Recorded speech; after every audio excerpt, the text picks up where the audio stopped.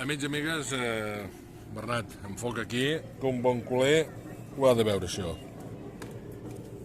Gallina de piel, frase mítica de Johan Cruyff. Doncs estem aquí davant d'un edifici famós a Sala. Aquí antigament hi havia la fàbrica tèxtil de filats, la Comacros, i acertadament l'Ajuntament de Salt, la Diputació de Girona i la Generalitat varen decidir reconvertir aquell edifici, que es guarden els parets mestres, amb la Universitat Oberta de Catalunya, la UOC, no el UOC, que és un restaurant, és un tipus de restaurant de menjar, no, la UOC, la Universitat Oberta de Catalunya, que aquí també hi ha altres espais, no? Hi ha els Diables, que en diuen els Diables d'en Pere Botero.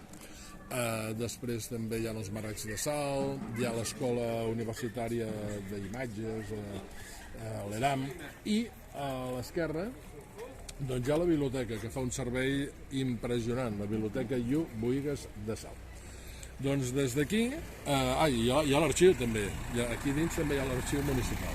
Bé, i aquí em serveix per explicar que també parlem de Sant Magí. Jo ja no sé si es veu perquè la llum se'ns va acabant de mica en mica, però parlem també de Sant Magí, una festa molt important a Tarragona, que van a buscar aigua a la Bufaranya, a la Conca de Barberà, i la porten, una aigua també molt prodigiosa.